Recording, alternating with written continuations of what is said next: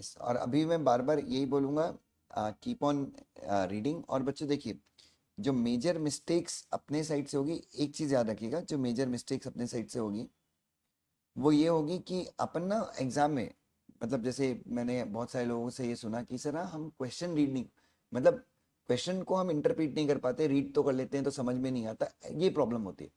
तो इसके लिए दो चीज़ें अपने को याद रखनी है। पहला, एक चीज़ है कि मल्टीपल, जैसे हमने आज का जो सेशन लिया इट वाज बेस्ड ऑन कि हम मल्टीपल क्वेश्चंस को रीड करें, जितना हम रीड करेंगे उतना हम कंटेक्स्ट को समझेंगे, किस कंटेक्स्ट में क्वेश्चन है।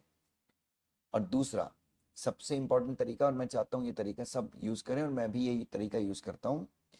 बड़ा क्वेश्चन है, मान लीजिए this is a big question, मान लीजिए कोई बड़ा क्वेश्चन है, ठीक है, यहाँ तो खैर लाइन कम है बट मान लीजिए ये बड़ा क्वेश्चन है, इसमें 15-20 सेंटेंसेस को उन्होंने मर्ज किया है।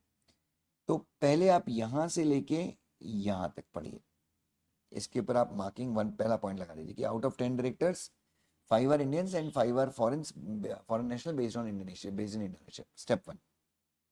Step two, the article, okay, article क्या बोल रही है कि prescribe the minimum quorum for the board meeting will be at least 5, और उसमें से कम 2 नेशनल्स होंगे, ठीक है। स्टेप वन में हमने देख लिया कि 5 इंडिया के 5 फॉरेन के डायरेक्टर, ठीक है। स्टेप टू में बोल रहा है कि आर्टिकल में ये बोल रहा है कि इनका जो कोरम होगा वो ऐसा होगा।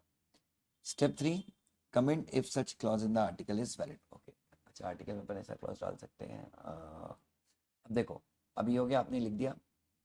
अब वापस से ये करने के बाद अब वापस से आप सबको मिला के पढ़ो, उसके बाद आप सोचो कि क्वेश्चन कहाँ से रिलेट करता है। सुनो बच्चों, मैं स्टेप बाय स्टेप बता रहा हूँ। ये शायद अब कोरम है, तब आपको सबसे पहले तो बोर्ड मीटिंग और जनरल मीटिंग के बारे में सोचना है। ओके, ये क्वेश्चन बोर्ड से है या जनरल मीटिंग से? अच्छा, बोर्ड मीटिंग, ये माइंडसेट रखना है, नहीं तो मोस्ट ऑफ द बच्चों की मैंने आंसर शीट देखी है, वो बोर्ड मीटिंग में जनरल मीटिंग का मिक्स कर देते हैं। सो ये गलतियां नहीं होनी चाहिए बच्चों, क्योंकि ये गलतियां अगर आप करोगे ना तो एग्जाम देने के बाद अगर आप चेक करोगे तो आपको बच्चों पूरे 2 महीने खराब होंगे। So you not suppose to commit these mistakes, read the question very carefully in the exam. I hope I am clear to you. पक्का ये टेक्निक यूज करोगे?